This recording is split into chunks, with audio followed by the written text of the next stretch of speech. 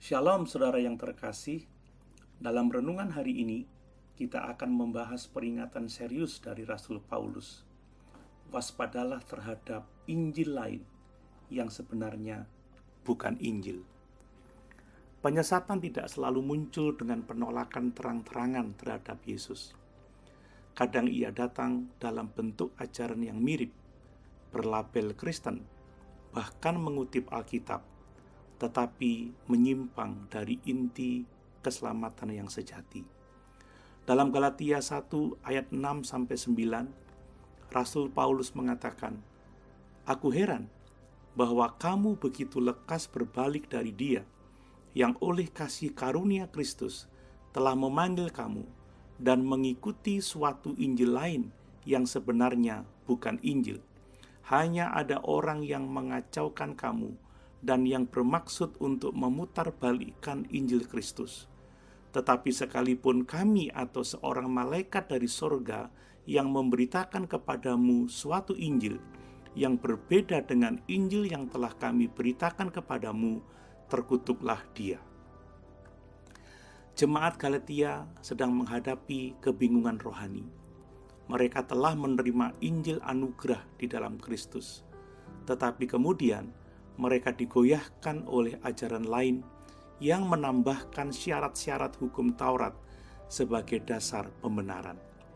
Maka Paulus berkata dengan tegas, "Sekalipun kami atau malaikat dari sorga memberitakan Injil lain, terkutuklah dia."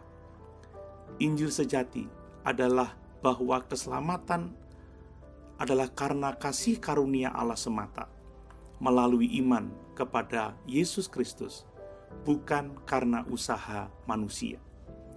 Namun hari ini banyak Injil lain yang muncul. Injil kemakmuran yang menjanjikan berkat tanpa salib. Injil legalisme yang menekankan aturan lebih dari kasih karunia. Injil toleransi ekstrim yang meniadakan pertobatan dan kekudusan. Semua ini mungkin terdengar rohani, tetapi bila menyimpang dari kebenaran inti salib dan kasih karunia, maka itu bukan Injil. Dan Paulus berkata dengan tegas, "Terkutuklah dia." Kita harus teguh menjaga kemurnian Injil, bukan hanya sebagai doktrin, tetapi sebagai dasar iman, pengharapan, dan hidup kita sehari-hari. Saudara, apakah Injil yang kita percayai benar-benar Injil Kristus? Ataukah kita sudah mulai tergoda mengikuti ajaran yang lebih menyenangkan telinga tetapi menyesatkan jiwa?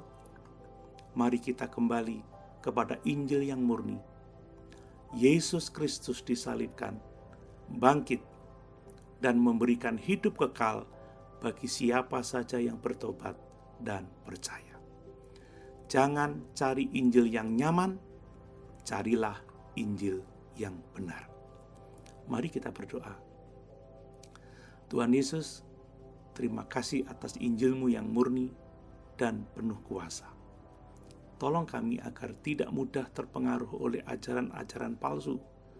Teguhkan hati kami dalam kebenaran, dan berikan keberanian untuk menolak Injil lain yang menyesatkan. Jadikan kami penjaga Injil-Mu dalam hidup dan pelayanan kami. Dalam nama-Mu kami berdoa. Amin.